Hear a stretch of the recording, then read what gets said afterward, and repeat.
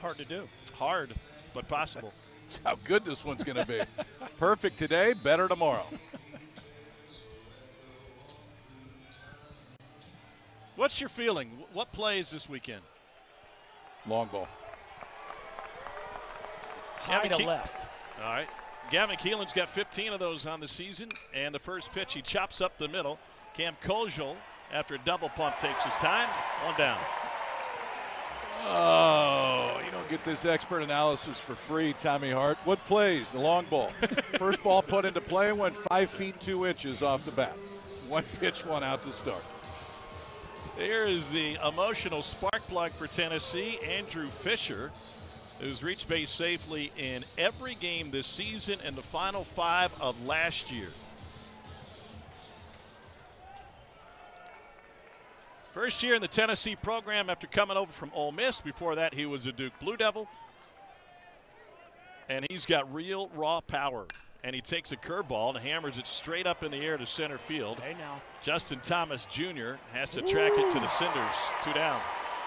Not far enough left, Kyle. High to center wasn't the pregame approach. High to left. That ball had at least 20 feet of carry to it, but the wrong part of the park as root. How about that? 2 pitches, 2 outs.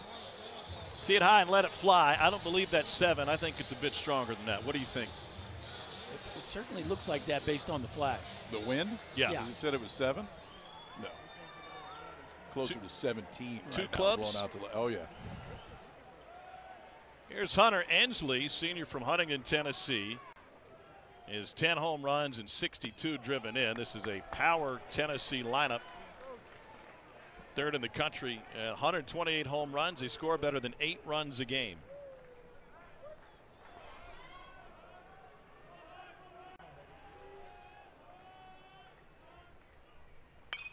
Ensley did not have a great regional. He was just 3 for 15, but he walked 5 times. And in the Arkansas series last weekend of the regular season, he was just 2 for 16.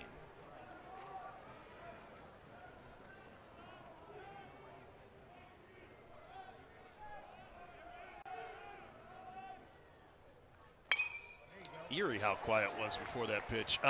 Who's got the advantage second matchup between the two, pitcher or hitter?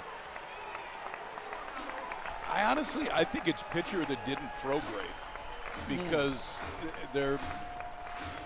you go back, you look at your approach. It's interesting too. Root has thrown 4 strikes so far in this first inning. Tennessee has swung at every one of them.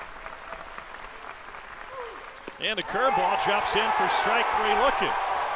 An efficient 6-pitch to close the regular season. Arkansas won the series. In fact, Tennessee hasn't won a 3-game series here since 2001. Charles Davalon in the leadoff spot for Arkansas, sophomore from Montreal, Quebec, Canada. He had 6 hits against Tennessee earlier this season, including a pair of doubles. His .350 average, one of the best among SEC hitters, and he's got 13 bombs in the leadoff spot.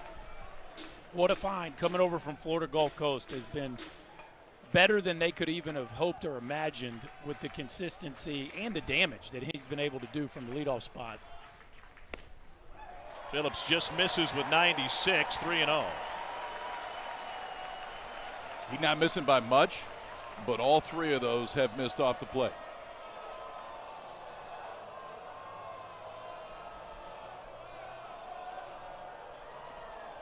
Rick Allen has the plate tonight. And there's a 4-pitch walk to put Davalon aboard and get this home crowd into it early.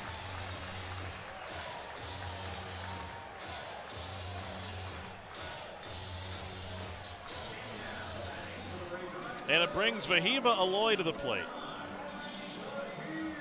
What a season Aloy is having. 2nd year in the Arkansas program. Kylie McDaniel has him as a top 15 prospect in this summer's draft. 7th in the SEC, an average 5th in home runs, 8th in RBI.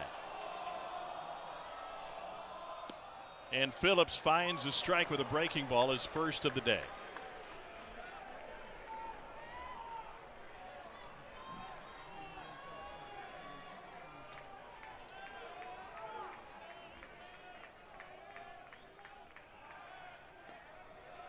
This is an Arkansas team that breezed through its regional, won all 3 contests, and they hit, as they have all season, with great power last weekend here at this ballpark, including Aloy, who went 4 for 10 with a pair of home runs. And a swing and a miss on a breaking ball, 0-2. That's that violent swing you're talking about there? That's it. That's what you get with Aloy. He will take his chances, Tommy. But Aloy, he will sit on a pitch. You'll see him swing and miss, sometimes wildly at pitches. But, man, when he's right, there is real damage, foul pole to foul pole. Davila the runner at first, and they'll throw over. You mentioned Marcus Phillips' inability to control the run game through most of the season. Vandy got 8 stolen bases against him, came here the next start. It was much more concerted effort to control the runners. He had 20 pickoff attempts in that game. And there goes Davila, and it's fouled back. Well, and an added wrinkle to the run game today for Tennessee. They got a new catcher behind the plate in Stone Lawless, right? So you've got a pitcher that has worked tirelessly to get better at controlling the running game, but you also got a guy behind the plate who has played plenty but has not played much down the stretch here. So Arkansas testing that early in this ball game with Davila taken out.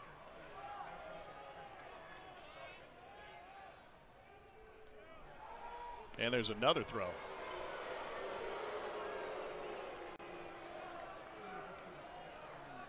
Dave, thank you. We welcome those of you who are watching LSU and West Virginia. This is game 1 of the Super Regional between Tennessee and Arkansas. Tom Hart, Chris Burke, and Kyle Peterson. Tennessee went quietly in the first, and Vahiva Aloy sends a fly ball to right field for Reese Chapman. And after a Charles Davila 4-pitch walk, this is where Arkansas's lineup stands. Packed house at Baum-Walker Stadium, and for good reason. This is the most anticipated Super Regional Series of the weekend. Winner heads to Omaha. Arkansas has not won under Dave Van Horn, and Tennessee under Tony Vitello, the reigning national champions. They were camped out early. They had the hog pen tents out all yesterday. Hog pen tents got a little damp last night, too, because it poured.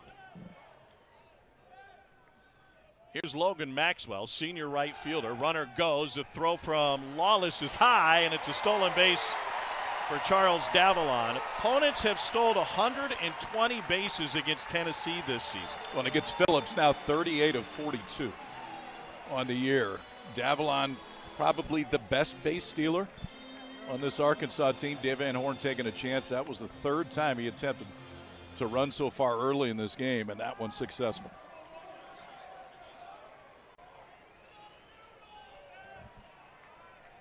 So the runner in scoring position, the 1-0.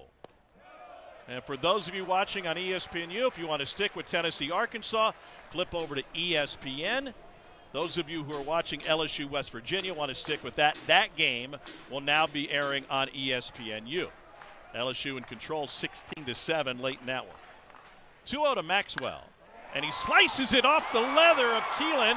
Has no play. Hogs have 2 aboard with 1 out.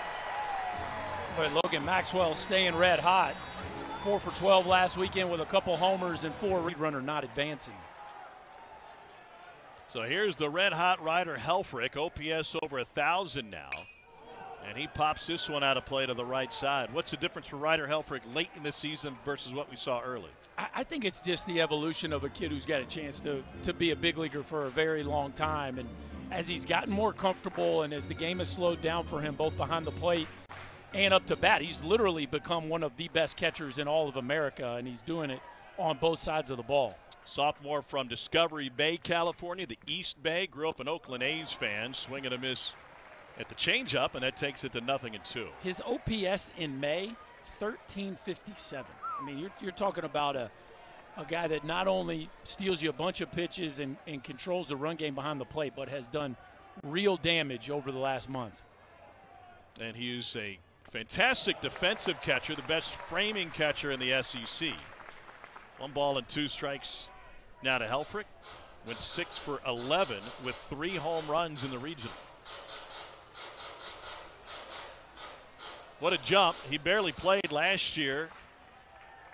Hit a .179, only got 84 at bats in 26 starts. Sharply hit to short. Keelan shuffles it to Curley on to first, and a 6-4-3 double play gets Tennessee out of any trouble, real or perceived. Dave Van Horn is protege and two of the most competitive guys you'll find in the game.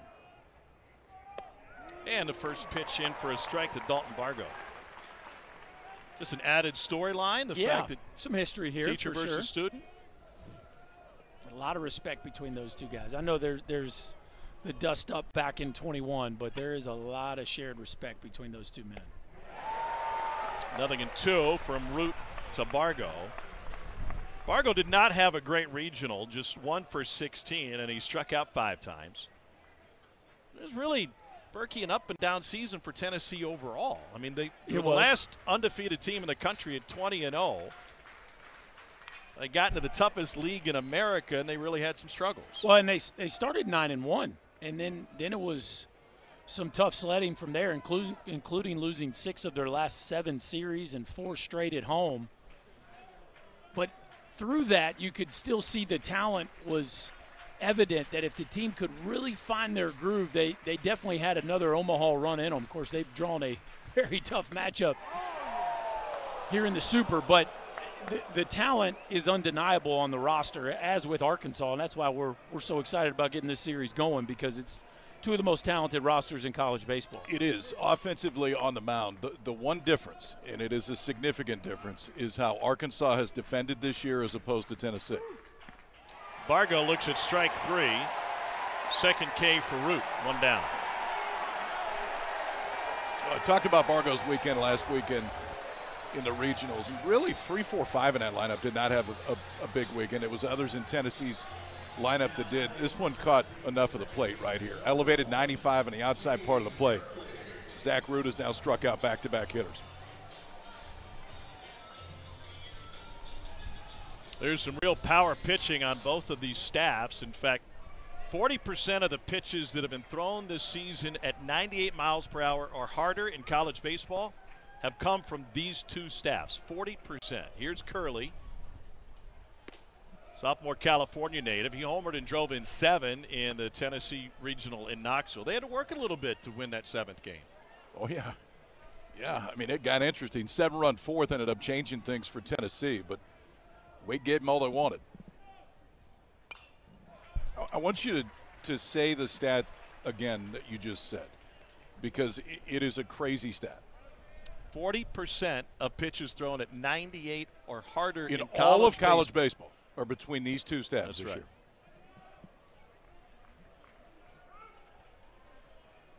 And we'll likely see, well, one of the hardest throwers when Doyle takes the mound tomorrow for Tennessee. Curveball in for a strike, well, and that's a big part of the storyline, is that Doyle came out of the bullpen to finish things off on Monday, so not available to go tonight. I think these two rosters are the prototype for what every team in the Southeastern Conference, for the most part, is trying to build, which is extreme power arms and extreme power bats. They're very modern in that regard. Here's Aloy, backhanded. 2 down. Yeah, I think you look at both of these rotations and their bullpens, and it is premium stuff after premium stuff. And then both teams, with the exception of a player or two that have been in and out of their lineup, are going to run guys with double-digit home runs at you. And that's just what the recipe for success in this league over the last 15 years.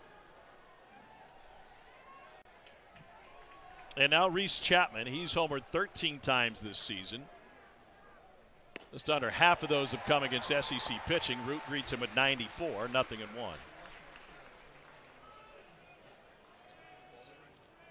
Junior out of Grandview High School in Parker, Colorado. He opened this season with a 15-game hit streak. 0-2. If they're worried about Zach Root being aggressive today, they don't have to worry about it anymore. How about 14 of his first 17 pitches for strikes? Now, he's forced Tennessee to expand the zone a little bit, particularly on that pitch, but control of the fastball in particular has been outstanding early. He shakes his catcher. Helfrich is the one that calls the pitches. That is unique in college baseball. And the 0-2.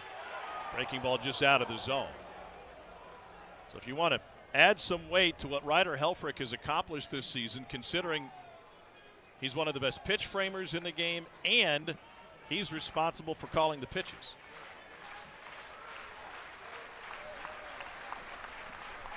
Here's the 1-2 from Root. Breaking ball to the right side. Box but recovered. Plenty of time. And that will close the third. Only 21 pitches through 2 for Root. Arkansas. And for the AAA Royals squad just outside of town. And the first pitch swung on a miss by Kojal. Sophomore has grand plans, doesn't he, Berkey? In a lot of different ways. He does. He does. Wants to play this game for about the next 15 years and have 20 kids. I would call those big plans. What was his response when you asked him about that? Well, I said, my guy Tom Hart keeps saying that you were quoted as saying you wanted 20 kids. Is that real? He's like, it absolutely is. I had to shake his hand after that. And he banks one up the middle for the second hit for Arkansas. I followed up. I said, Cam, I'm 1 of 6. We had a big van. He goes, sounds like I'm going to need a bigger van. And I said, I have 5. Just take a deep breath and start with 1 and see where it takes you.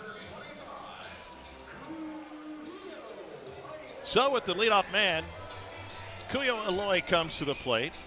As of now, the second of the Eloy brothers. He's the younger one. .335 average with 13 home runs. And he's driven in 69. Hogs need to get Kuyo going. Has not been a great stretch. Didn't drive in a run last weekend in the regional. OPS over the last month of the season dipped to 734. Just hasn't been impacting the game from a power standpoint. Just 4 extra base hits in the month of May. Well, his mom is in the building, and she arrived just in the nick of time. It was about a 20-hour trip, I'm told, from Hawaii. Got diverted because of the storms to Kansas City, made the drive down, left at 8 a.m. in Hawaii, got here at 4 a.m. Yeah, 20 hours is not a trip around the block, that's for sure. That's a lot of airline pretzels. 0-2. Miss blown away. His parents gave him the middle name, Kamakama Vahida Makaliva. And that's right, his brother's name, Vahiva, is right smack dab in the middle of the. So I asked him about it today, and he said they wanted to build the bond between myself and my brother and take it to another level. So just an add-on by putting the name in there. And he sends a breaking ball up the third base line, and that's picked up at 80 feet, and that's a fair ball. You can't pick that one up. You can't. Yeah, it's why? Not been a game ball. Right. I mean, at this point, I don't know whether it's going to go foul. It could hit the cut and ultimately go foul, but if you're Manny Marin right now, you're not going to throw him out. And the guy's scoot down the line, and Kojal's going to get to third base, but I thought that was a mental mistake there by Manny Marin to pick that one up. And so here's Brent Iredale with 2 on and nobody out. Kyle mentioned this earlier, the difference in fielding. Arkansas comes in second best in the country. Tennessee's 150th. And not all fielding mistakes show up in the box score. Baker's dozen home runs for Iredale and a breaking ball over the outer third for a strike. Both these guys look to be comfortable with their breaking ball here earlier in the ball game. Root and Phillips both breaking ball and changeup we've seen so far from Phillips. Looks to be pretty comfortable with the off-speed stuff. Another changeup. Interesting. You talk about the cat and mouse, Tommy, of facing a team for the second time in 3 weeks. Marcus Phillips comes into this game just throwing 2.5% changeups to right-handed hitters. We've seen a couple to Ryder Helfrich and now one to Brent Iredale. 2-1.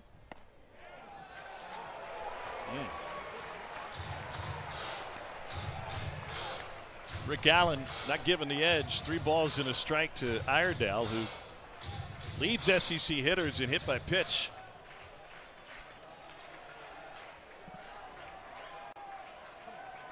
Big opportunity for the Hogs here in the second. And he waves right through 95. 3 straight off-speed pitches and then grabs a four-seamer and throws it past Iredale. Probably repeat another that one pitch? here. Yeah, probably another one here, I would think. Kojal at second, Aloy at first. The payoff. Got him looking. Iredale had to be looking for something else to take that one, too. I mean, 3-1, he swings through 95. And Phillips comes back, grabs the same thing on the outside third of the plate up in the zone. And Iredale, those hands really never even moved. But big strikeout right there for Phillips. 2 on, nobody out. You're a ground ball away from getting out of it. Tennessee turned a double play to end the first inning. Here's Reese Robinette.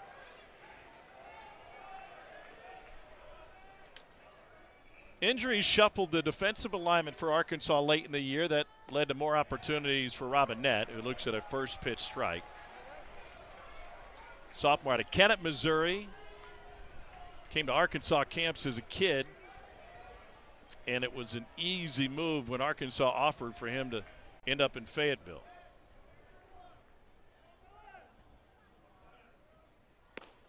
He's an interesting prospect because he shows you the frame of, I kind of always think Heston Kjerstad when I see him. He gives you that look, the height of a big, tall, rangy left-handed slugger. The power hasn't come, but the quality of at bat. What we got here? We got a warning. We're in the second. That didn't take long. No, Tony Vitello didn't. I would tell you, too, I think Rick Allen's strike zone so far has been really good. And the misses are not by much on either side, but they have been smaller misses. What makes a good zone? Because everyone's going to be imperfect. Call strikes to start. That's the biggest thing that any pitcher wants. And a 1-1. This is low.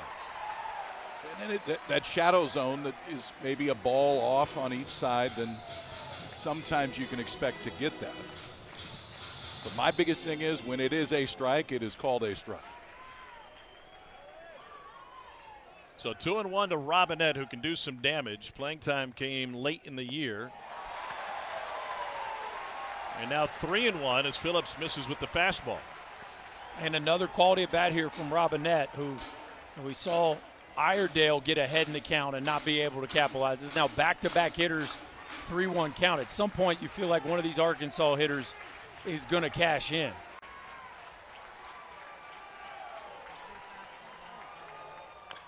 And it's pulled to the right side. Fisher's got it right on top of the bag. 2 down. Well, that was uncomfortable. That is one of those as a fielder where you are kind of panicked to get that ball before it gets to the base, because if it hits the base, it could bounce anywhere. And little Thomas Jr. And a breaking ball is waved at. 0-1.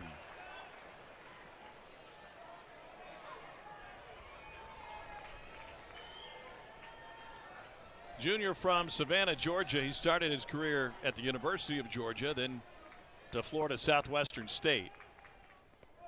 And that one kicks off Wallace. Here he comes to the plate. And a beautiful slide by Kojal.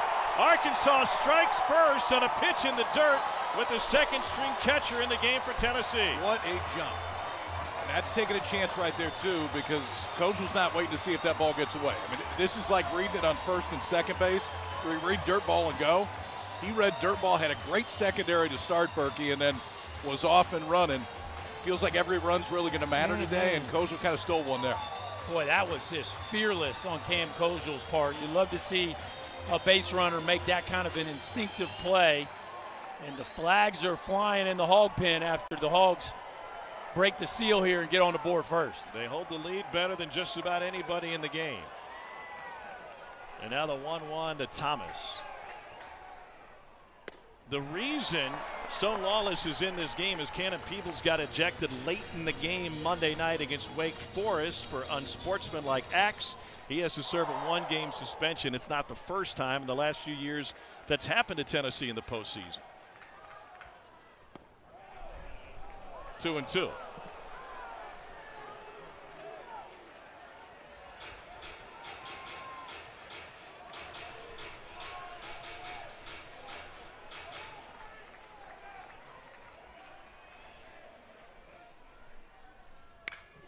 Pulled foul.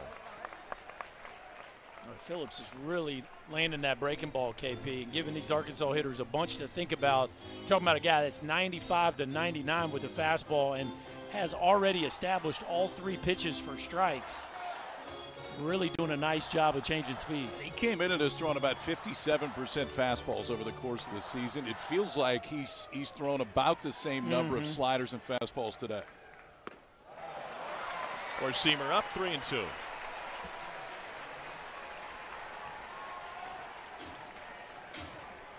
That felt like a big miss. Well, I think the benefit to throwing as many off-speed pitches is he's put enough doubt in hitters' minds that he gets a little more room for error with the heater. Wow. And a swing. Probably a little bit more of an advantage to the pitching than anything, but you just got to make pitches and got to find a way to drive in a run here and there. That's going to be the difference. Dave, you play SEC teams 10 weekends a year.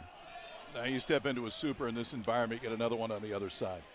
In general, in supers, regardless of who's on the other side, how do you prepare your team differently than maybe a normal SEC series? Yeah, this is at least the 3rd super I've been in where we've faced a team from our league. And, really, I don't think you don't prepare a lot different than regular season.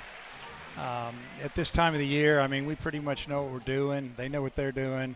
We just need to make sure we're good at what we do. And, you don't want players thinking, oh, the coach is a little stressed out. We're doing all kinds of crazy stuff right now. So we just play baseball and mentally try to get them ready, get them healthy, rested up, and that's what we've done the last couple weeks. Dave, thanks for the time. We appreciate it. Okay, thanks, guys. Stone Lawless to the plate after the ground out from Levi Clark. And Lawless with a swing and a miss. It's interesting, Berkey. I don't know if you noticed this was with Coach Delmonico, but with Coach Marcos, when we got into the postseason, it was a very different feel. It felt like during the regular season, it was meticulous. It was on you for a variety of things.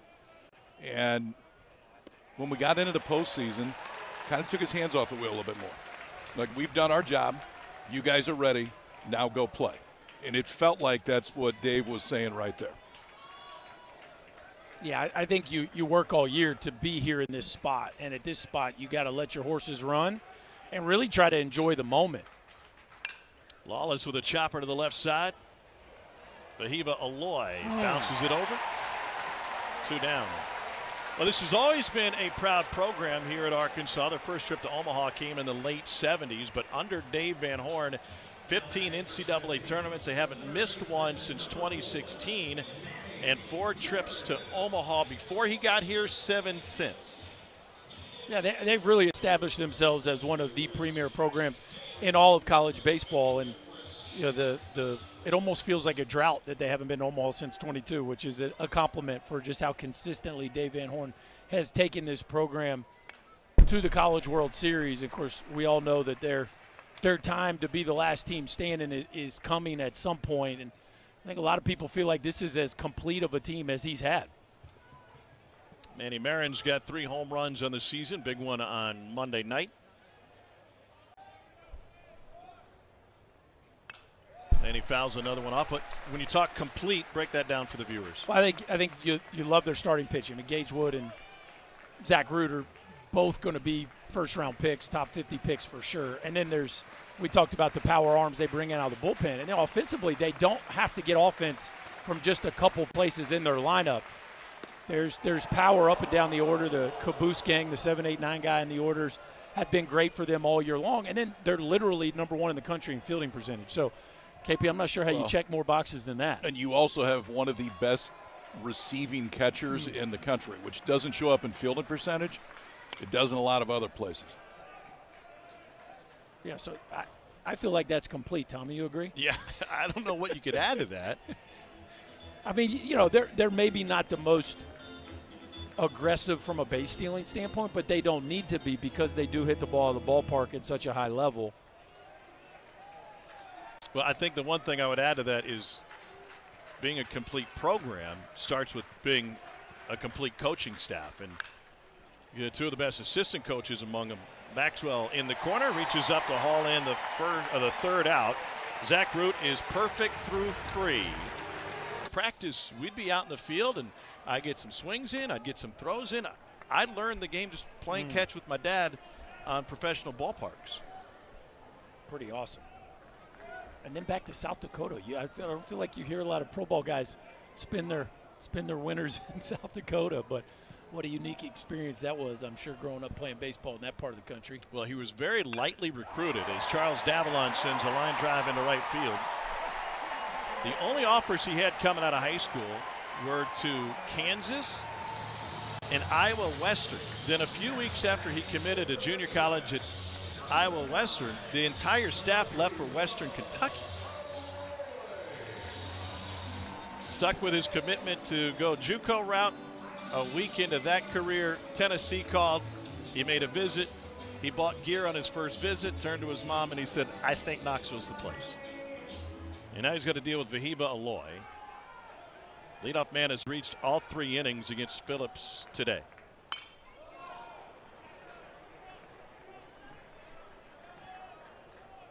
Aloy flew out to right field his first time up.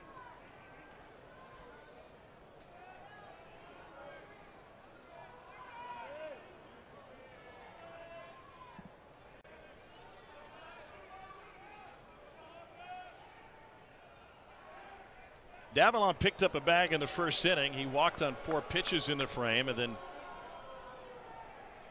a couple batters later took off for second. We'll see the second of the 3 Golden Spikes Award finalists on the mound tomorrow for Tennessee. That's Liam Doyle. Tipped into the catcher's mitt, 0-2.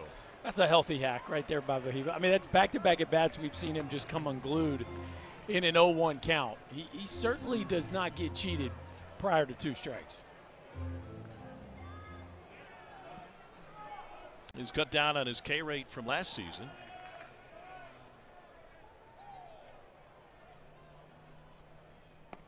And he chases the breaking ball. 3rd strikeout for Phillips. Yeah, 2 in a row right there. And the pitch before was one that Aloy could do damage on, not this one. This is a good job of Marcus Phillips. Expand the zone when you get to 2-strike count. Know that Aloy is usually going to be aggressive when it at least looks like a strike out of his hand. That one had really good down to it. 3rd strikeout of the game for Phillips.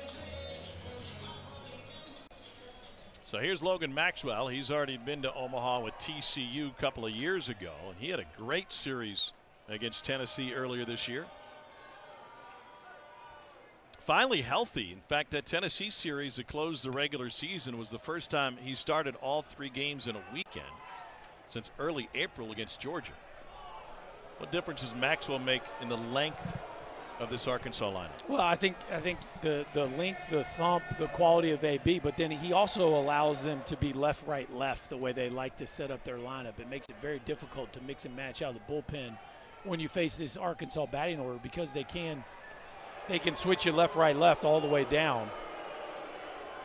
And so him getting back and getting healthy has certainly been a catalyst for this team down the stretch. And another one of these great portal pickups that DVH made over the offseason.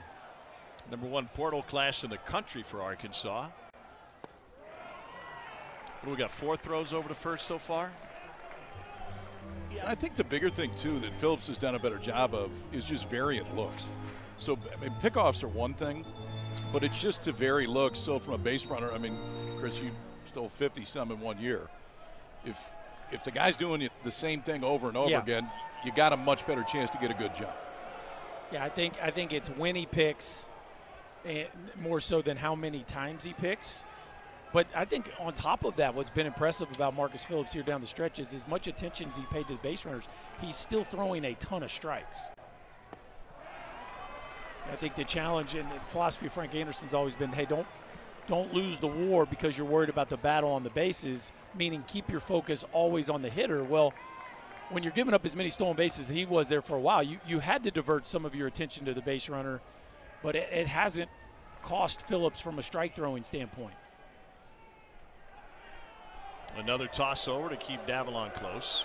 I think another aspect of Cannon Peebles not being available today for Tennessee is Phillips hasn't thrown to Stone Lawless much during game action. Tennessee shifts the middle of the infield. Big deal or not a big deal? Well, it matters. Yeah, it absolutely matters. I mean, cadence is different. If your catcher's calling his own game, it's one thing. If the pitching coach, and in this case Frank Anderson's calling more of the game, then at least the cadence will feel the same. But the way catchers set up, the way they frame, ultimately the way they block, which has made a difference in this one, that absolutely matters.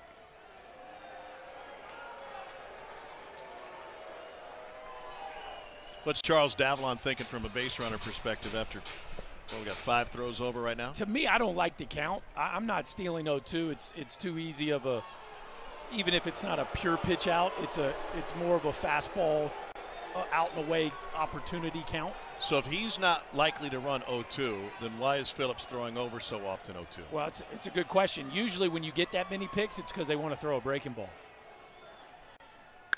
And it's smoked up the middle. That was a changeup. Davalon ends up at second base, and there's 2 on with 1 out. So a lot of times, Tommy, when you see a pitcher pay that much attention to a base runner, it's because he's wanting to bounce an off-speed pitch, not the breaking ball there, but the changeup. But he hangs this changeup, and Maxwell, boy, that is 2 rockets. Tommy, you said it. He was locked in against Tennessee the first time. Already 2 barrels in this game, coming off a hot regional. Logan Maxwell is really doing a nice job right there in the heart of this Razorback lineup.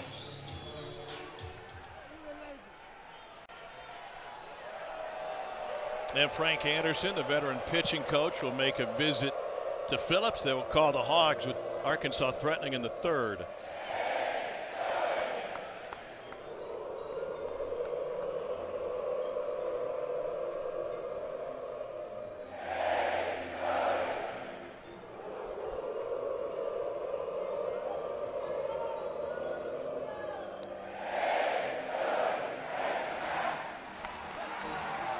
What's the potato sign?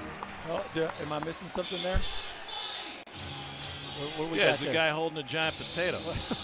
Yeah. It's a tater. He What's wants a tater. confusing Okay, about there that? we go. He set a All right. school record in taters this year. We got there. See, I needed some help there. Yeah. I'm not that smart, as you well know.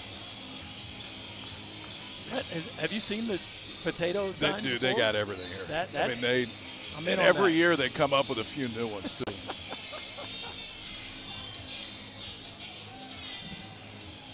It is quite a scene out there in the hog pen.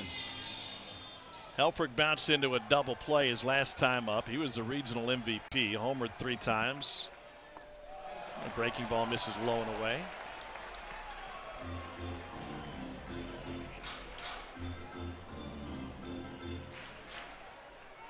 I talked to Ryder this week about his struggles last season and how he made it through. And Phillips went to his, did he go to his mouth on the rubber? Is that what that was? No, they would have balked him if he did that. But well, Rick Allen went halfway to the mound to shout something at him. Helfrich said this season's success can be traced back to his summer in the Cape. He hit .261 and led the Cape Cod League with 11 home runs. He said, I finally got a chance to play, and I played every day, and it didn't matter if I went 0 for 4, if I struck out 3 times. I knew I'd be in the lineup, and it really took a lot of pressure off him. well, even though he was not the everyday starter last year, there was still plenty of buzz. When you talk to this Arkansas coaching staff, it was, hey, he's got a chance to really be the next one. Back half of this season has shown you why. It was a very frustrating season for Helfrich in many ways last year. Unable to live up to that promise, and in for a strike, 3-1. Well, I think you got to give the coaching staff a bunch of credit too, Tommy, that even though he struggled as a freshman, they did not go out and recruit over him in the portal. They made a bunch of portal acquisitions, but they still trusted him to be the guy. 2 on in front of him, the 3-1. Almost hit him. In fact, it did, and they will pull on their beer hats because the bases are loaded with 1 out.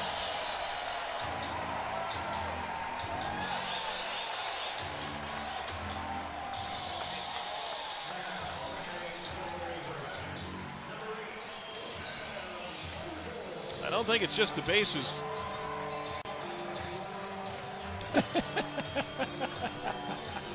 I would suspect not.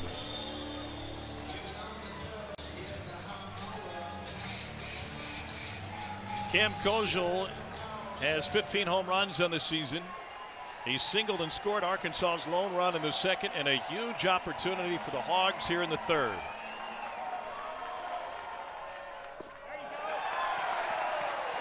Started him off speed, 1-0.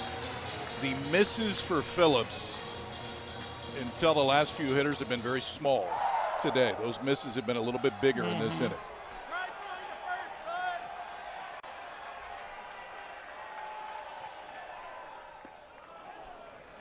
Takes a breaking ball for a strike, 1-1.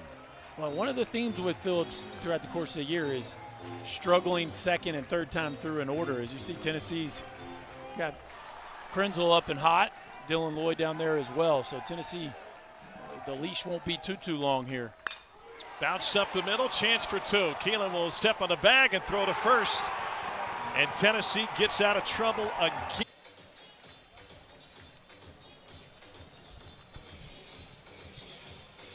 Keelan 0 for 1 with a ground out to second.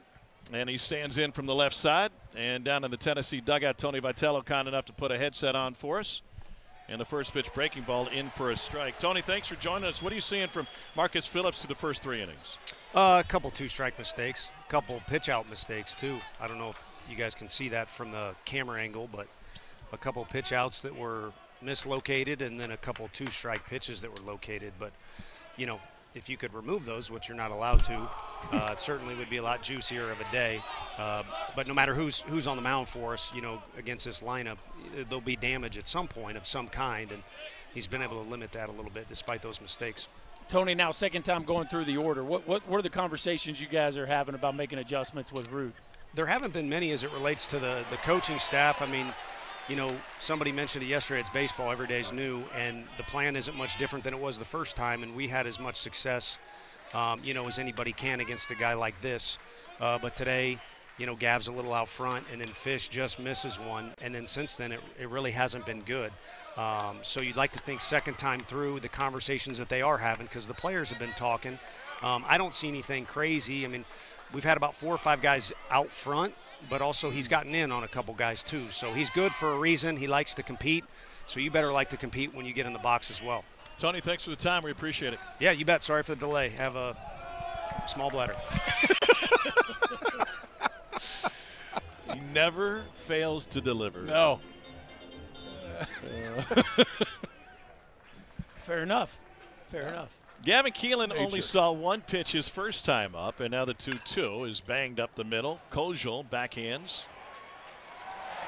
And 1 down. Zach Root has retired all 10 batters he's faced. This is a huge change from the first time he faced Tennessee. Yeah, you can't be much better than Root's been now 10 hitters into this game. The other thing is he's getting a bunch of ground balls. You know, for a guy that likes to elevate fastball and a breaking ball behind it, we haven't seen as many changeups today, but the changeup can really be plus. But his first time through the order, he had 5 ground ball outs, a couple strikeouts, and 2 fly ball outs. And then a rollover right there from Keelan. The real damage that Tennessee did against Root a few weeks ago came in second trip through the order in the battle of the bottom half of the lineup. And a first pitch curveball in for a strike to Andrew Fisher, 0-1. 24 home runs on the season for Fisher.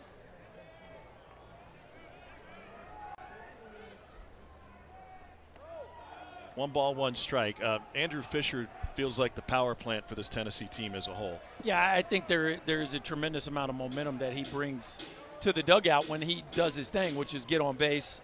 He leads the conference in walks, leads the conference in OPS, literally has had one of the best seasons in all of college baseball. And I think this feels like, you know, kind of one of those catalyst at bats as he's looking into his dugout right now and drawing the ire of the crowd, because I think he knows that.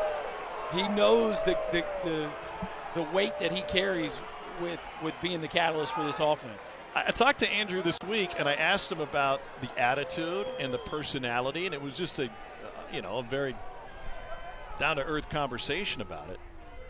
And he said, did Tony push the team early in the season? He said, he told us we didn't have enough personality, so he challenged us to push the limits. He said, let's just be the villain. That's all Andrew Fisher needed. He said, I'm going to play with personality. Grew up a huge Yankees fan, and he said, it took a little while for my dad to adjust the personality. He would shake his head and say, Derek Jeter would never do that. Late on 95, and if you're going to work the crowd, they're going to work you. As Mike Rooney would say, he spent the whole dollar right there on that swing. That was a vicious hack by the Tennessee first baseman.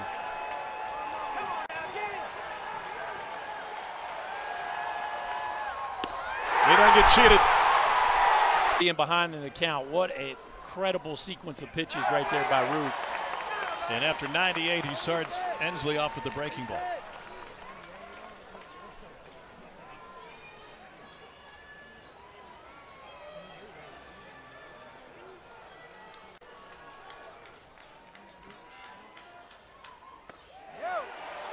Just miss.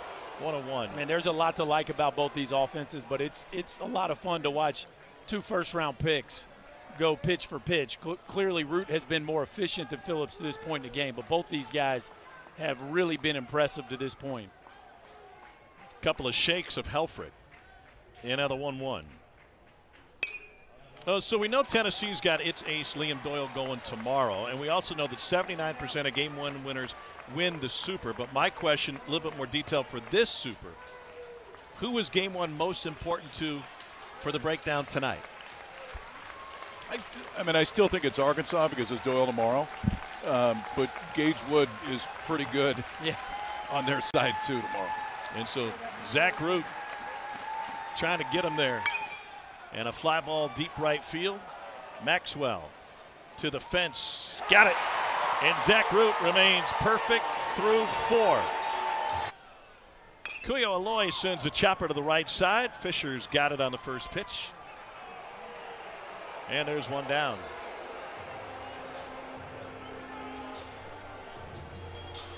How about the Shants, boys?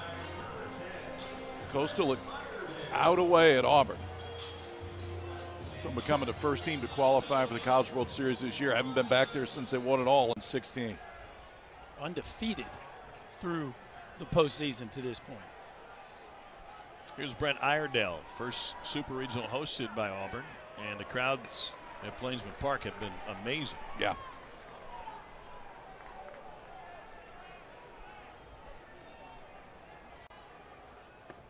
And a breaking ball low and away from the junior from Sydney, New South Wales, Australia. First Australian baseball player in school history. So they had to add a flag to that. What was the flag count out in the hog pen that you had pregame? Like the number of flags? Well, the different flags. Oh, there they are right there. Yeah. You had Canada, Hawaii, and Australia. Nobody does a better job of celebrating their players and the uniqueness of their roster than this group here at Baum Walker. Every year. Incredible. They're always going to come up with new stuff based on who it is. There's some old reliables. Kangaroos with lays on them. Iredale smokes this one to left field. One out single for the 7-hole hitter.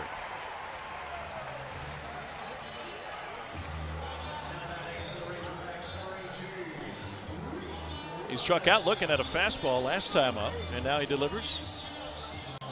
And it keeps the line moving for Reese Robinette.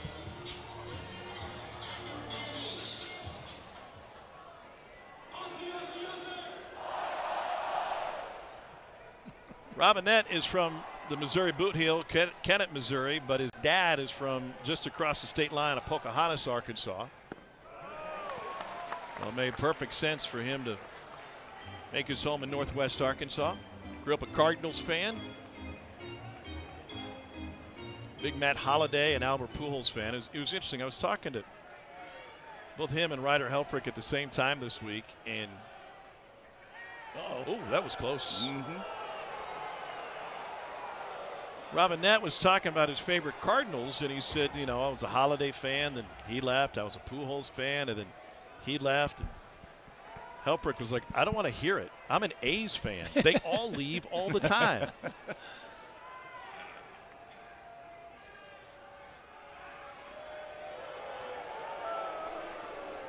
What do you see from Iredale's lead? Well, he clearly was making a move, and 7 for 8. The big third baseman's kind of sneaky over there. 7 for 8 on the season, stealing bases. So I think that got Tennessee's attention, the way he flinched on the pick move from Phillips. Hold foul, 1-1.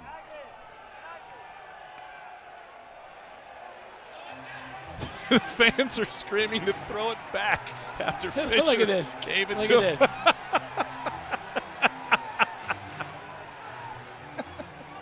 Oh, wow. There it is. He did. We don't want your gifts. This is outstanding. I have long contended that the best way to get a crowd on your side is to give them a baseball, but apparently not here, not today.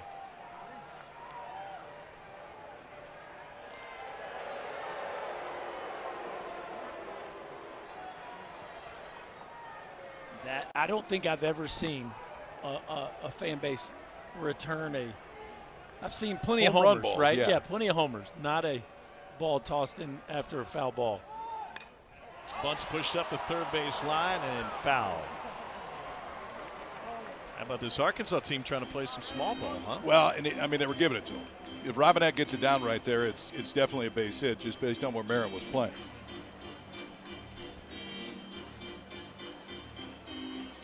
Well, I mean, you already have one if you're Arkansas. It certainly has the feel of a game that might only take 3 or 4 to win.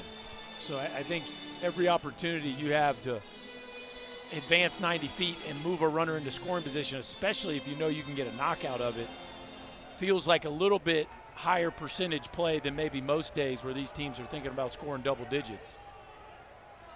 The last time these two starting pitchers went head-to-head, game 1 of the series a few weeks ago, there were 17 runs and 30 hits combined in the game. Mm-hmm.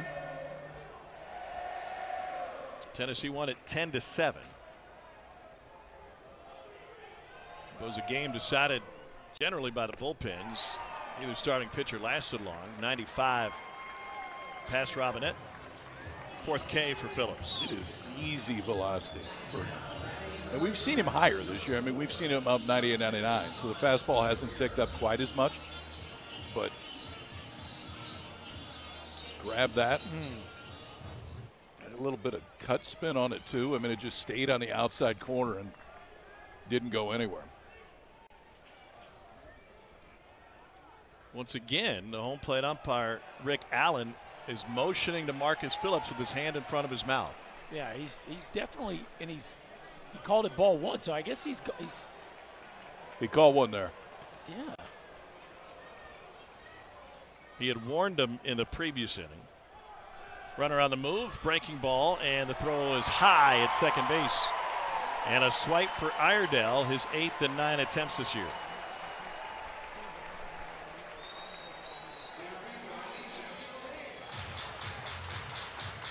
So that's just being on top of the mound because he's not doing it on the rubber. He's just doing it on top of the mound.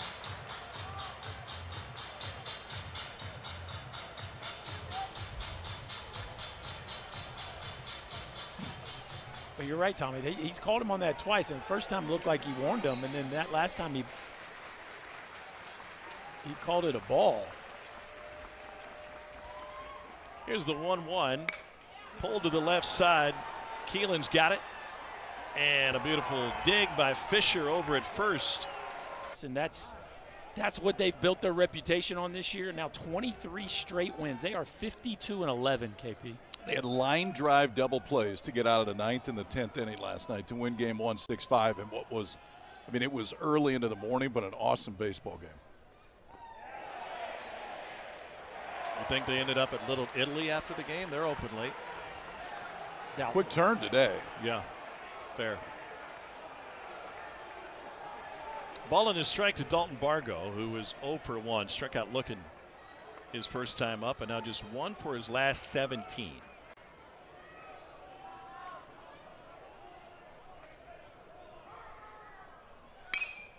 And he rips it off the glove of Robinette. Karams into foul territory. And they'll hold Bargo to just a single. That ball had some funky spin. I don't know if it was knuckling or just hooking that bad, KP, but you could tell Robinette kind of got handcuffed by a ball that was hit 104 miles an hour. I think he just top spun it, KP. Man, he almost looked late with his glove there, didn't he? Yeah, he flipped it. It got up there late and just off. And for, you know, Arkansas's got 6 hits in the game. They've left some guys on base. Tennessee's turned a few double plays.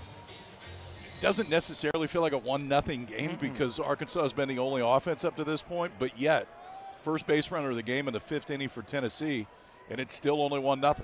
And it comes on the first error of the season charged to Reese Robinette, and first pitch strike to Dean Curley. I guess you got to go E3 there. That ball is scorched, but I guess just strictly from the fact that he did not have to really move to make the play.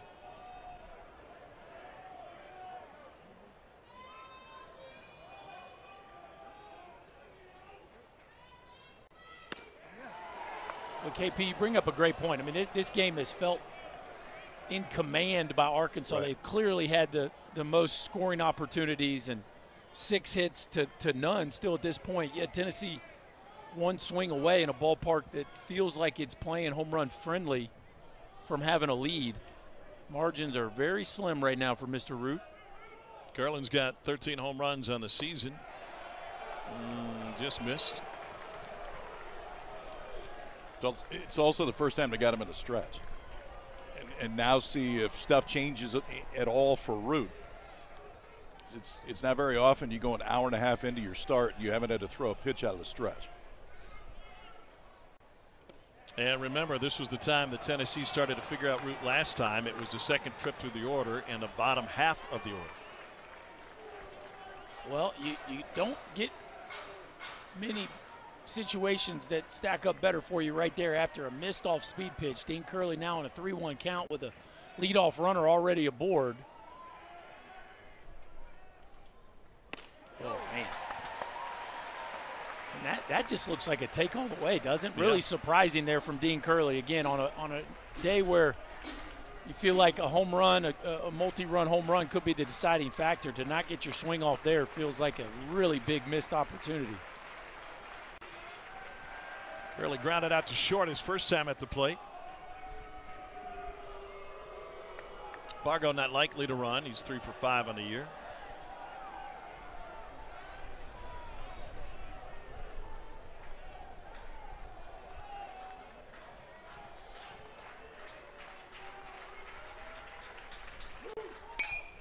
Sent into the jet stream in left center field. Davalon and Thomas both back at the fence. It is gone!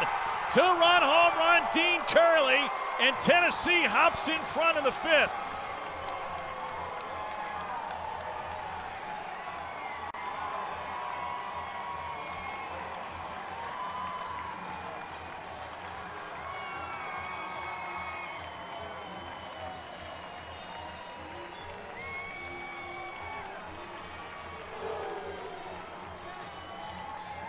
Who needs a 3-1 heater when you can sit on a 3-2 breaking ball?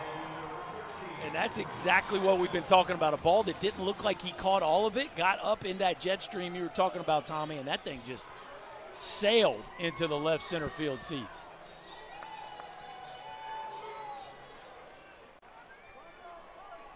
It brings Reese Chapman up. It came off the bat at a 33-degree angle.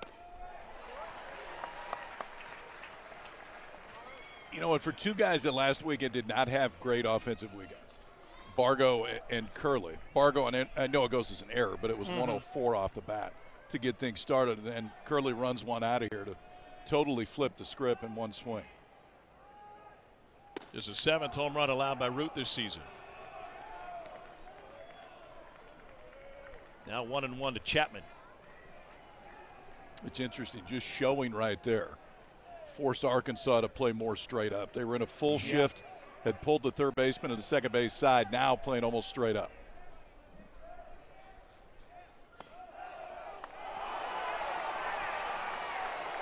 Bottom edge of the zone for a strike, 1-2.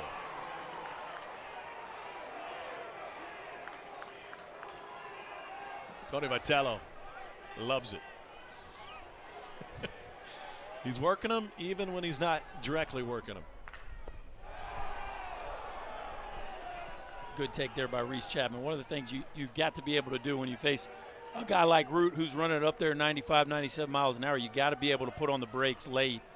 That's a breaking ball there that Chapman almost offered at, but was able to hold off just at the last second.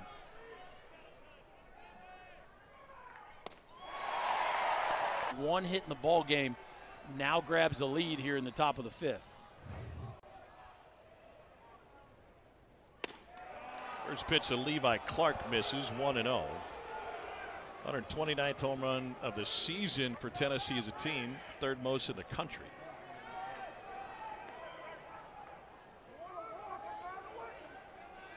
Clark sent one back up the middle for a ground out his first time up. And does it again, right back at Root. 2 down. It's just hard to believe either one of these pitchers can get through these lineups 2 or 3 times without somebody getting one airborne to the left side of the field today. We've seen a couple balls caught close to the wall and right, one to deep center, but that's really the first ball that either team has gotten airborne to left, and you can see how much opportunity there is to do damage.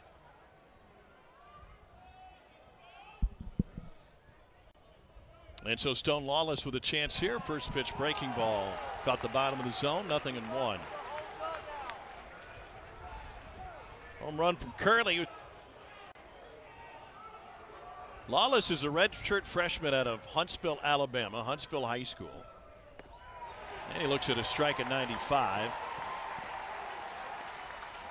He was a top 5 recruit in the state of Alabama coming out of high school, also their starting quarterback. 6'2", 219.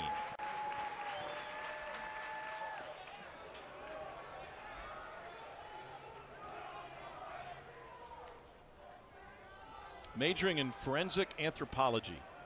I think he'll take an internship at the Body Farm, maybe? Anthropology. We got into that a few weeks ago.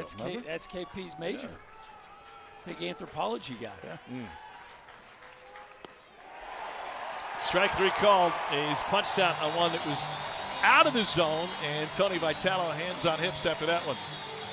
Root made a mistake and leave the catch. That did not happen there with Gavin Keelan. Off the face mask of Lawless on a pitch in the dirt, 2-0. We think, by the way, we figured out what Rick Allen, the home plate umpire, was signaling to Marcus Phillips, and that it was that he wasn't engaging the hitter. Just an odd way to signal that to Phillips. Yeah, it was starting before the hitter engaged him. So ultimately, on the mound with the pitch clock, you got to wait until the hitter can get in there as late as 8 seconds to go on the pitch clock, but the hitter has to engage, so look towards the pitcher. If the pitcher starts a movement towards home plate, then ultimately they can call a ball. He had done it twice. The first they warned him, the second called a ball, and now Maxwell works a 2-out walk here in the 5th. It's the second 4-pitch walk of the game issued by Phillips, and it brings the red-hot Ryder Helfrich to the plate. And still no 1-2-3 frames by Phillips.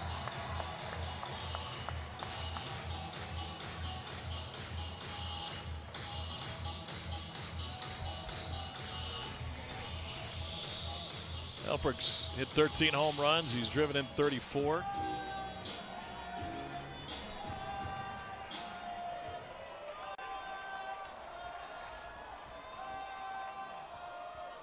And he tattoos this one to left field. Bargo deep in the corner at the fence, and it's gone! It just sneaks over for Helfrich. A 2-out, 2-run home run, and the Hogs are back in front.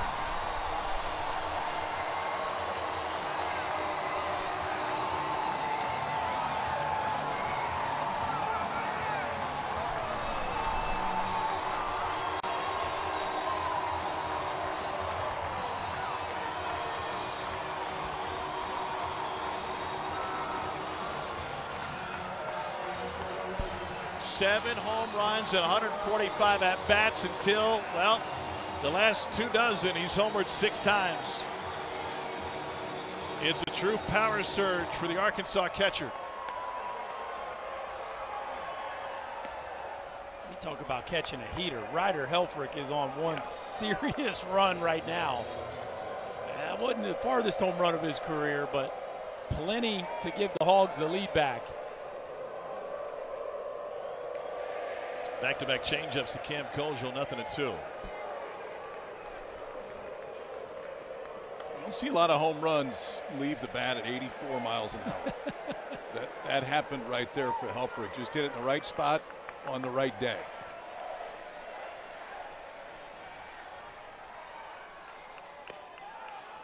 Just off the plate, 1-2.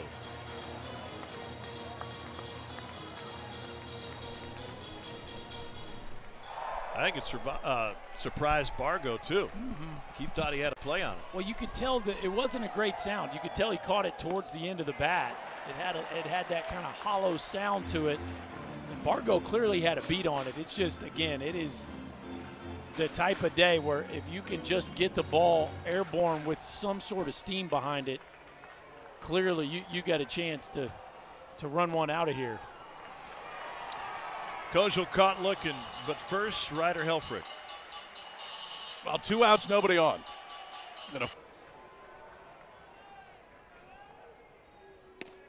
And Zach Root drops in a breaking ball for strike one. Marin hit a big home run in the middle innings. You see Arkansas bullpen getting to work. Gabe Gackel is the righty. Cole Gibbler is the lefty. Excuse me. And Marin pops this one up to shallow right. Late jump from Maxwell. Gets there in time. One down.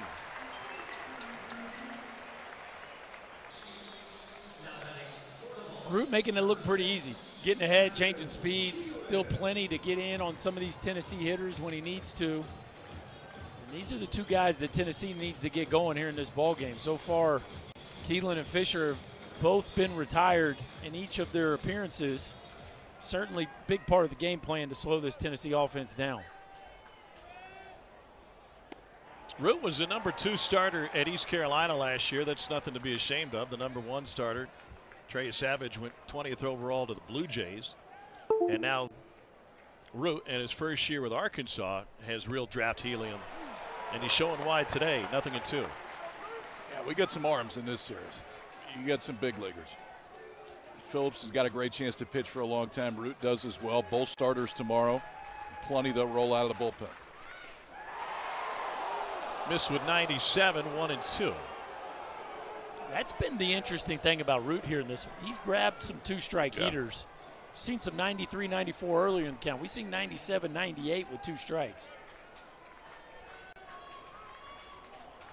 Keelan 0 for 2 today. And now 2 balls and 2 strikes. Twice the Tennessee shortstop has grounded out to second base.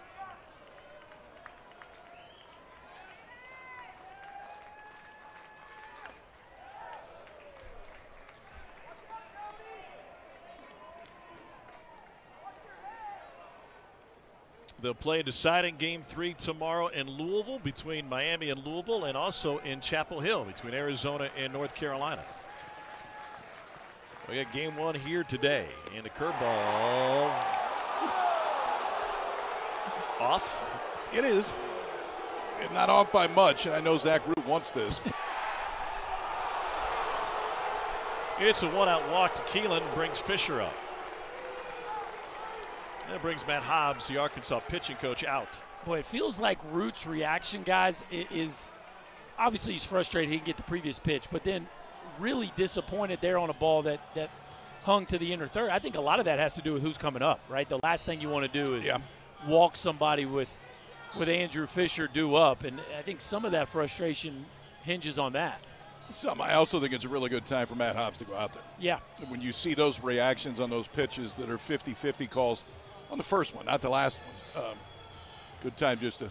At the ballpark, and he's really gained a following here in his few at-bats, guys. It seems like the hometown fans have really taken a liking to him. That's what you call it. The walk to Keelan was the first walk in 58 batters faced by Arkansas pitching.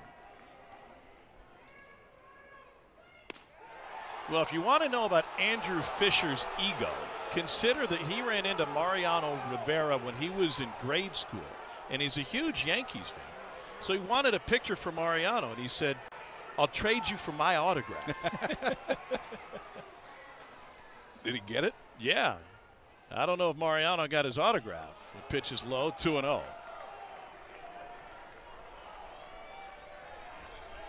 A little bit more muted on that take there. Longest active streak in Division I. He's reached base safely in every game this year and final 5 of last year. 3-0. Just being too careful right now? Well, it feels like it. You know, part of it, he's only 77 pitches in, but I do think there's an emotional toll of pitching in a game like this and being as sharp as he was to start the ball game. You just wonder, maybe there's a little bit of fatigue here with Root.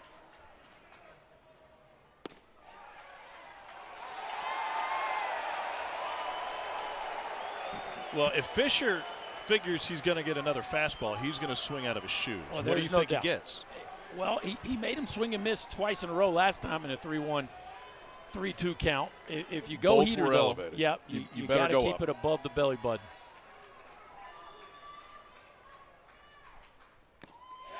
And he did. 3-2. Now what? Same, just higher? I mean, if it ain't broke, don't fix it right now. If it don't broke, you probably shouldn't either. But here we in go. any case, I'd hang with it. 1-run game. Grounded to the right side. Kojo goes to second for 1. Back to first. And a 4-6-3 double play. And Root is all sorts of fired up. He thought he was at a comedy club. He said it was a joke. In so many words. Well, you know, I think the series gonna is be now boring. begun. Yeah, we have warnings on each side. Kuhio Aloy at the plate. He is 1 for 2. And a breaking ball low and away. America gets to see Rock Chalowski tonight, which is awesome. I mean, we talk about the shortstops, obviously Kuhio Aloy, Vahiva Aloy, one of the best in the country, but the kid out in Westwood's pretty darn good himself. Well, we said it was very clear early on it was the year of the shortstop, and 2 of the 3 are Golden Spikes finalists with Alex Lodis and Vahiva Aloy. Rock Chalowski was certainly another great candidate that could have been a finalist, but lost out to Liam Doyle. There is so many great shortstops this year. Chalowski right there at the top of the list. 2-2 to Aloy, who singled his first time up.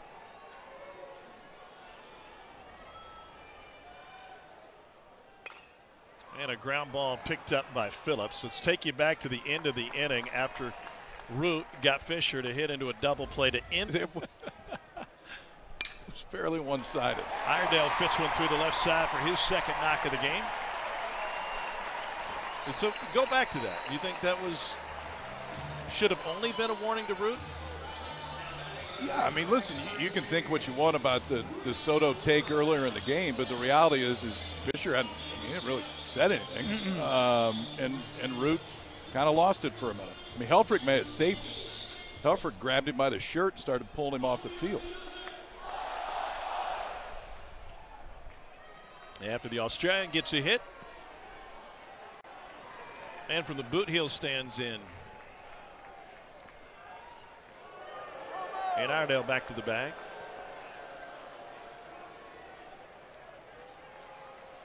Tennessee is happy to wear the villain hat and to play that role.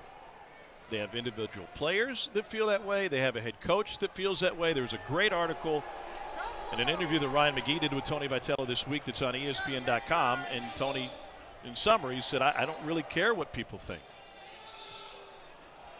And he coaches with a chip on his shoulder. Here's my question as far as the umpires today. Do you think that reputation caused a warning for both sides? It didn't help. That's for sure. I mean, go all the way back to the second inning. They warned Tony about balls and strikes in the second inning. So umpires know when they have a Tennessee team. And listen, I mean, Tony's fiery, and plenty of times he's fiery and didn't do anything to potentially get run out of a ball game. But they're definitely aware of what's coming out of that dugout, maybe more so than you would be walking into any other game.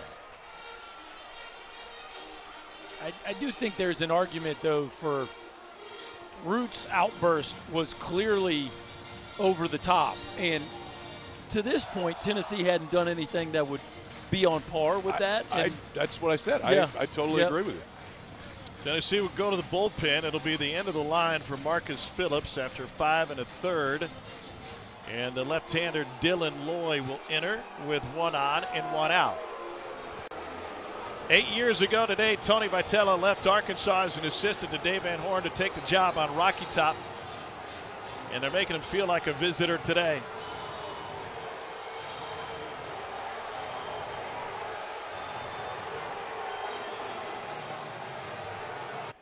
And Robinette strokes the first to the right side. It gets under the glove of Curley. And Arkansas has got runners at first and second with 1 out. That was not a hard hit ball. Did that make it tougher for Curley? And it almost looked like some topspin. It looked like he thought he was going to catch that ball on his feet. And then as he got to it, that ball really dove down. And back-to-back singles from Iredale and Robinette, and now Justin Thomas Jr. in the 9-hole, and the first pitch low, 1-0.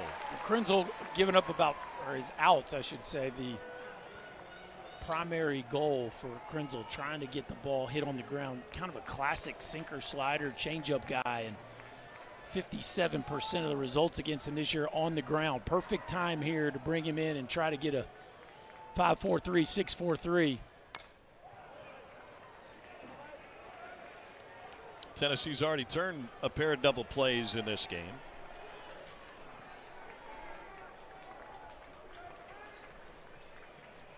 Tony Vitello's team had only turned 32 in the entire season.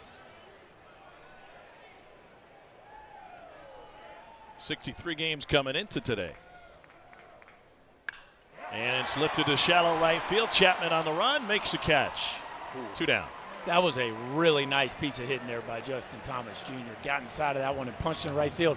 Looked like it was going to find green grass, and Reese Chapman just had a perfect jump on that ball. But you love the approach there from Justin Thomas Jr. to stay inside that sinker and try to use the backside of the field, a ball that he almost hit too well and hung up just long enough for Chapman to make a play on it. So here's Charles Davalon. What do you like about his game? Everything. I think there's the hit tool, the bat to ball. I mean, you look at just how low the swing and miss totals are. Tony V going back to the bullpen, and this makes sense. I mean, the one thing that Tennessee's bullpen has evolved into down the stretch is they can mix and match, and Brandon Arvidsson has become a real weapon. He looks like he's going to get his number called here against the left-handed hitting Davalon.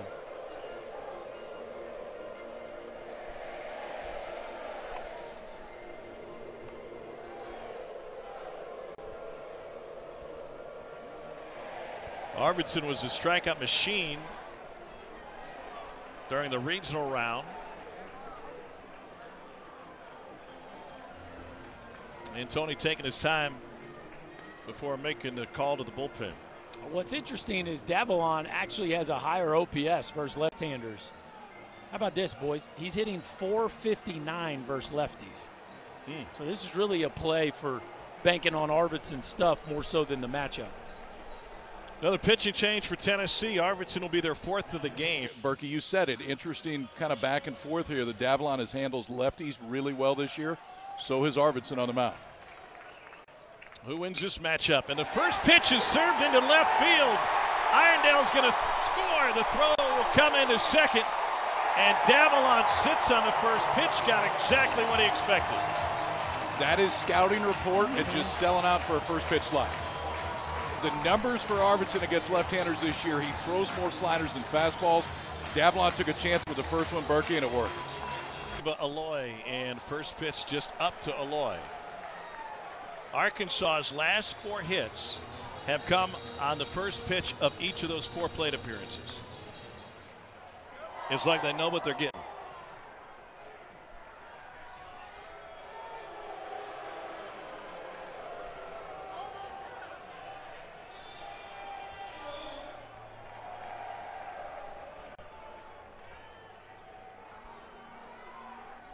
Vahiva Aloy is 0 for 3 so far today. And he rides this one deep right field. It is caught at the wall by Chapman. What a play to end the inning and keep the Volunteers within striking distance. Hey now. Developed or didn't blow up. Hit into a double play with 2 on in the first. Hit into a double play with the bases loaded in the third. And that one handled at the wall by Chapman in the 6th. Keeps it a 2-run game as Hunter Ensley stands in. Well, we talk about Tennessee's defense being the number 150 fielding percentage in the country coming into this weekend, but their defense, Tommy, as you just detailed, their defense has kept them in this ball game to this point. The ability to turn ground balls into double plays, and then Chapman there to rob extra bases. Well, both sides are ultra aggressive right now. Ensley swings at the first 2, and a recap of the 6th inning. Arkansas sent 6 batters to the plate to face 3 different pitchers, and there was a total of 12 pitches in the inning. Ensley 0 for 2. He struck out and he flew out, and he goes down swinging on that one. Helfrich complies attack. Shadows starting to creep in, reaching out towards the mound. And a first pitch curveball to Dalton Bargo.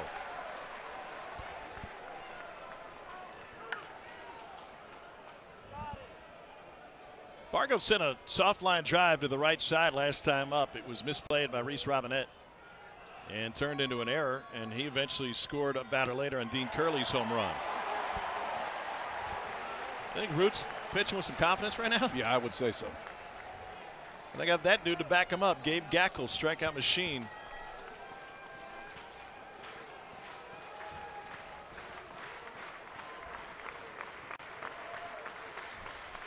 Oh, 2 pitch upstairs.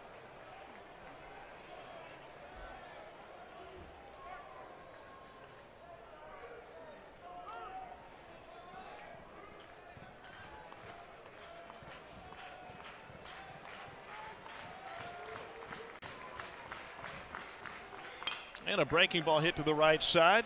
Robinette handles this one. Just underway in Westwood. Let's get you a studio for an update. Here's Darinoka.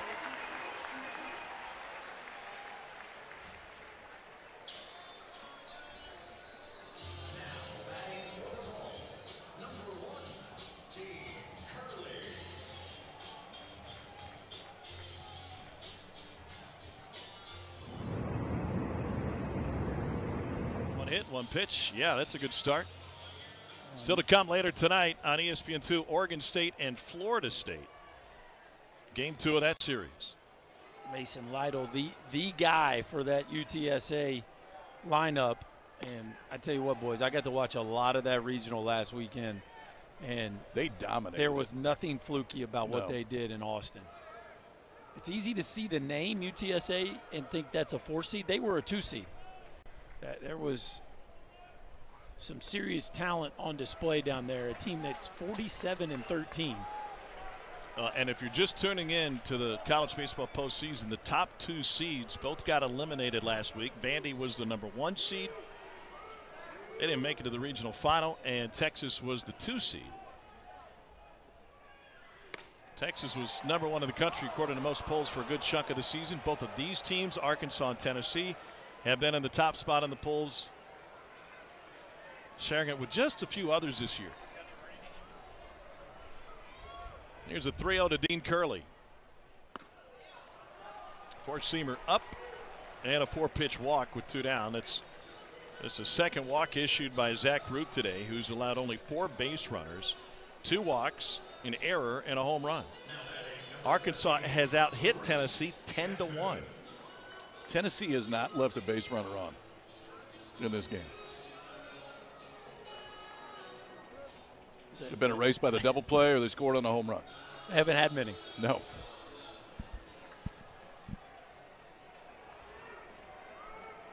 Reese Chapman 0 for 2 with a ground out and a strikeout. And a breaking ball hit to left field. Charging to make the catch is Davalon. Now runs, no hits, a walk, and 1 man left on. Time to stretch in Fayetteville. They're calling Root, and he's got Arkansas in a big advantage. Best in this one here this afternoon. Logan Maxwell leads off the 7th. And drops a bunt down right in front of the plate. Lawless got there in time.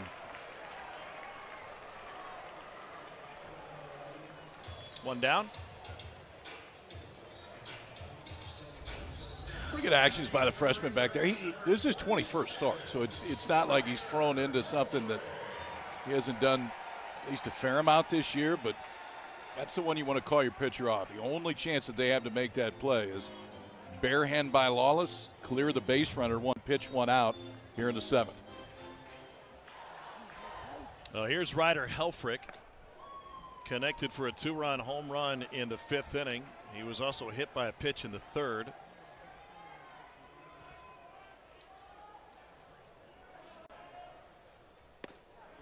Got a huge jump he made in the offseason after laboring through his freshman year on campus. And I asked him, how'd you deal with those frustrations? He said, I didn't. It was awful. Got to the Cape, turned things around, playing with some confidence now.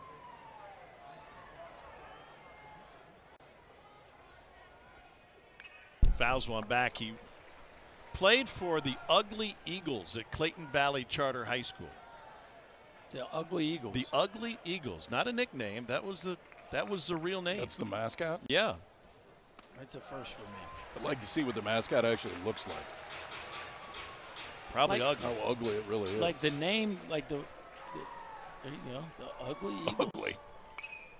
I'm trying to think the adjectives before mascot. Like we hear the that you'd the say fighting no to? Tigers or the Fighting Eagles? No, we don't want that. maybe Hunting like the Eagles? roaring, No, we don't want that. Or sometimes you get like How a about, color like the golden. Hear me out on this. How about Ugly Eagles? Yes.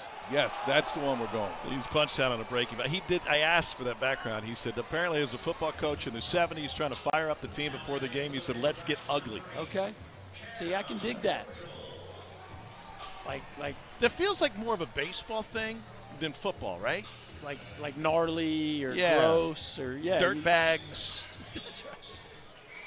The Ugly Eagles. I can dig it. 2 down. Here's Cam Kojal. And he rips the first one to the right side. He's swinging early a couple times tonight. 1-2-3 frame. It is the first of the game. Work by Clark to the plate. 7-hole hitter.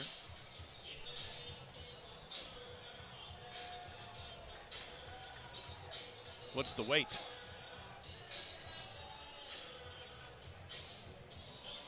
Levi Clark is 0 for 2. A performance by Root on 92 pitches. Gacko pitched on Sunday night, Game 6 of the regional, followed Gage Wood. Those two combined to strike out 20 without a walk. In fact, those two went to only one 3-ball count. In Arkansas history, there had been 14 games with 18 Ks or more, but never before without a walk. Matt Jones with the research on that one. Here's the 0-1. Nice way to draw up a regional final. Yeah. How about we go punch out 20 and don't walk anybody? What's interesting is Root to Gackle is exactly what they did the first 2 times these teams met. And similar to Root, Gackle did not have a great outing in that ball game. 2 2/3, 4 hits, 3 earned. And so they're hoping he's able to follow Root's lead and be able to solve the Tennessee mystery the second time around.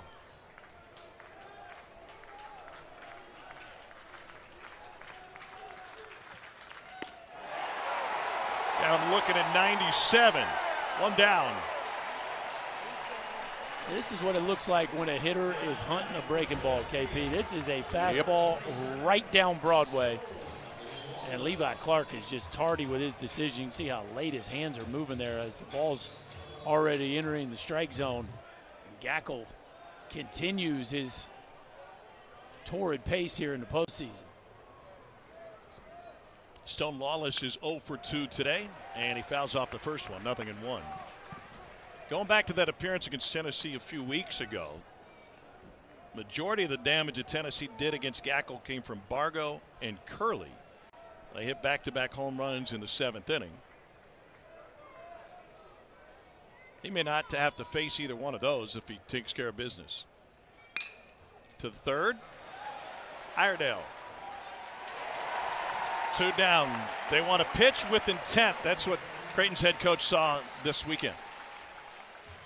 It's the intent behind the pitch. that separated those guys. There's a lot of guys out there that can throw 95, 96. It's not that uncommon nowadays at the college level, but it's the intent behind the pitch that separated them. There was a game day meeting yesterday between Matt Hobbs and his pitching coach. He said, I walked in the room, I played that clip, I turned around, and I walked out. That was the best compliment a pitching coach could get from another coach. It's also the best pitchers meeting that's ever been held in the history of pitchers meetings. Here you go, boys. We'll see you tomorrow.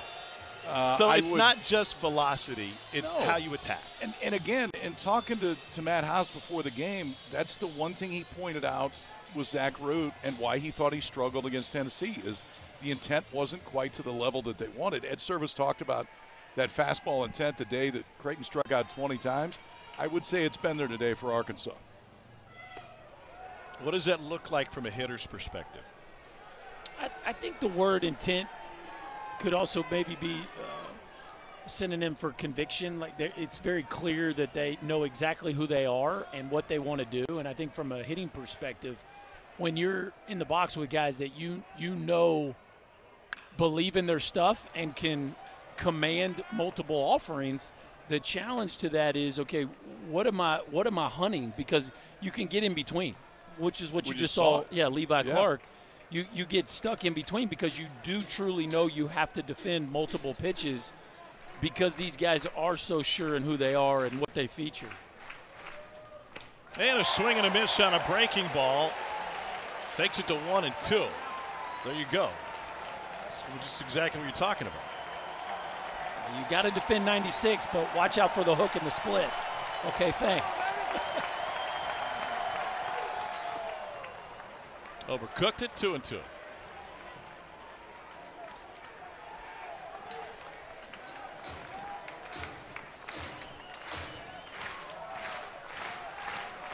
$10,205 in the building today.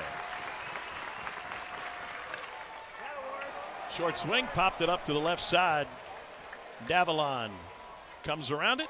It's a 1-2-3 frame worked by Gackle. Needed just 11 pitches. 4-2 Hogs. To your point about being able to return and go back to back perhaps. Hot shot to Fisher. He'll take it himself. And there's one down with Brent Iredale coming up.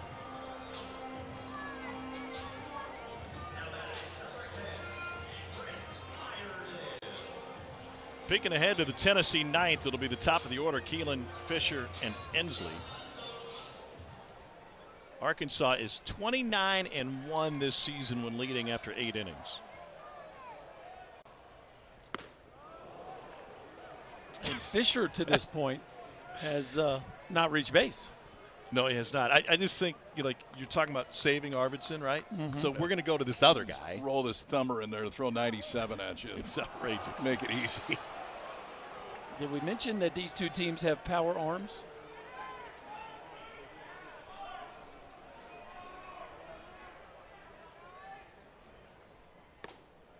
Just off the plate with 99.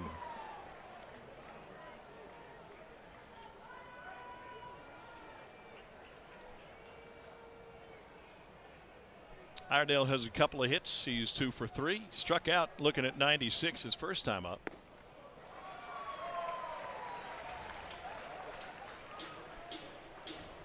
Tennessee is 1-12 when trailing after 8 innings. That Tennessee win came on April 13th at Ole Miss. That's when Liam Doyle and Andrew Fisher returned to their former team. That was a very emotional series in Oxford. Strike 3 looking. Let's get you back to the studio. Here's Dari.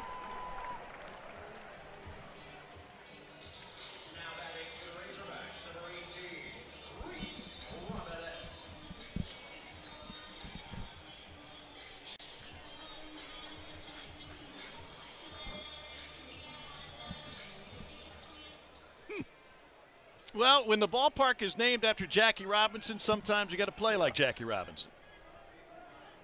Pat Hallmark has that team playing fearless right now. Those dudes have not blinked for 1 second so far in this postseason. Not surprised at all that they're throwing the first punch out there in Hollywood, as Coach Rooney was calling it all last weekend.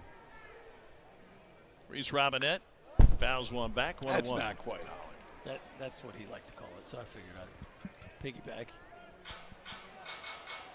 Maybe you guys didn't work enough hours.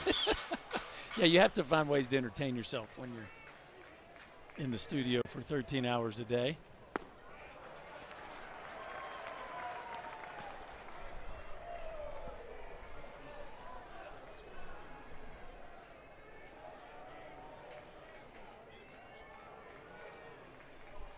Here's the 2-1 to Robinette. And up the middle off the glove, and a shuffle to finish it off. So we go to the 9th inning. Top third of the order due up for Tennessee in the 8th. Well, you can't draw it up any better than this, KP, if you're a volunteer. You got your top of the order up and just a bloop and a blast away from tying this one up. So give yourself a puncher's chance. Somebody got to get on, and that'll make for some high drama here in the 9th.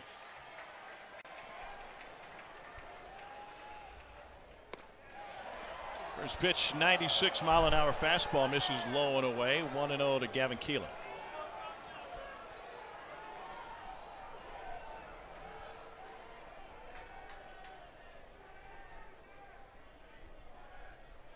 Keelan Jr. from Milton, Wisconsin, was playing for the Louisville Cardinals last year. Louisville's got a game 3 with Miami tomorrow.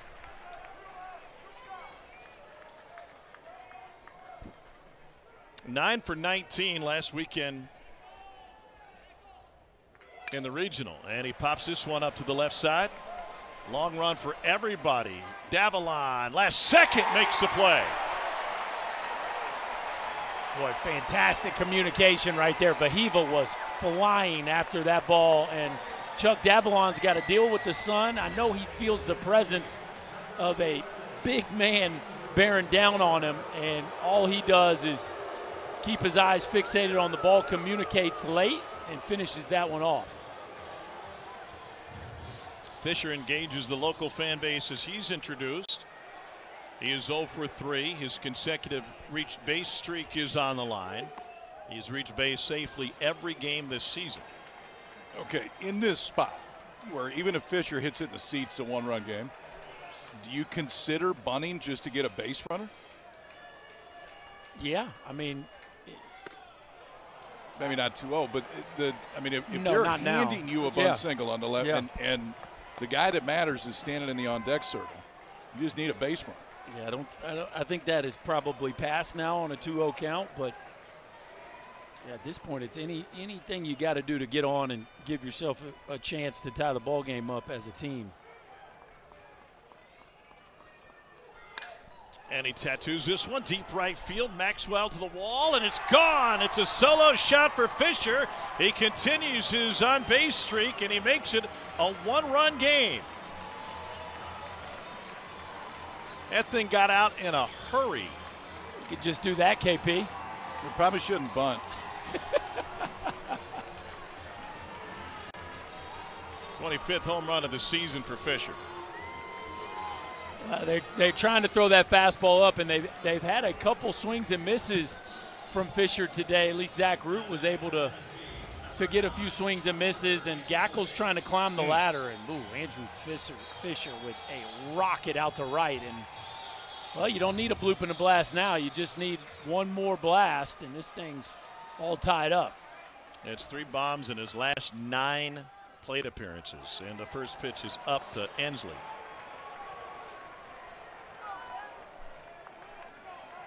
Ensley, who's 0 for 3, couple of strikeouts and a fly out to deep right field.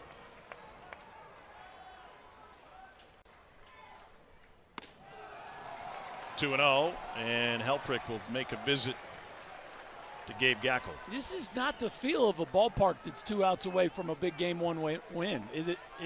To y'all? I mean, it feels a little tense in the building right now.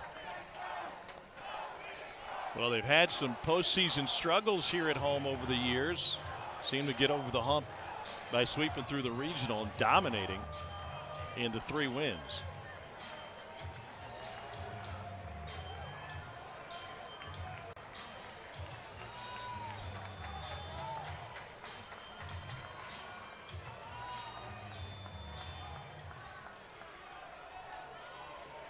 Think there might be some nerves in the building? It is oddly quiet in here right now for a team with a lead. 2-0.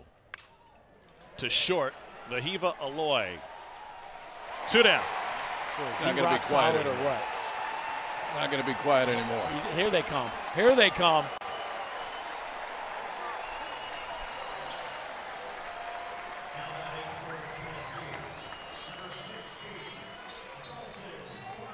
Dalton Bargo has reached base once. That was on an error in the 5th inning. And he's Tennessee's last chance. Keep in mind, they have the SEC Pitcher of the Year slated to start tomorrow in this best-of-3 series. Liam Doyle pitched out of the bullpen on Monday, not available tonight. First pitch strike from Gackle.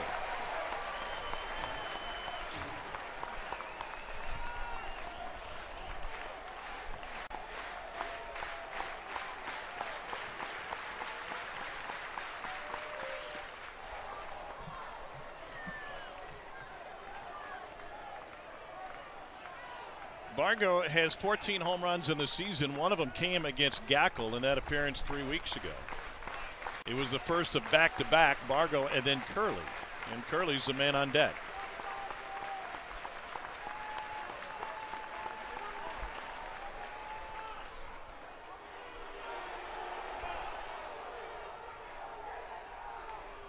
It's a warning for not engaging the batter, I believe by Rick Allen. And Tony Vitello probably once asked why it wasn't an automatic ball.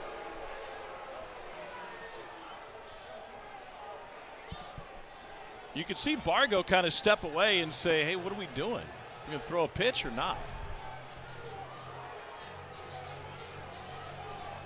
I think Gackle disengaged too. I think he stepped off the rubber right at the last minute.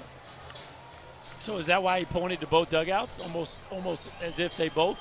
No, called a timeout? I think it was to say that he disengaged. Roots started it. They're trying to see if Gackle can finish it. 1-1 to Bargo. Swing and a miss.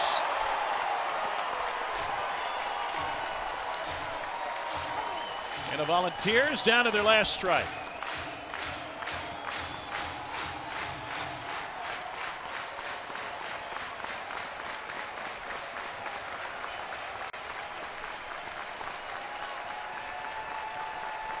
The 1-2.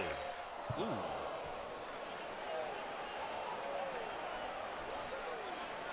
What's your euchre impersonation? There it is, KP. Just a bit outside. Hit the bull.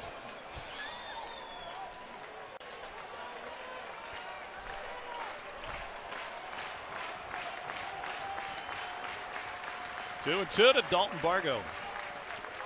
Swing and a miss, and Arkansas takes game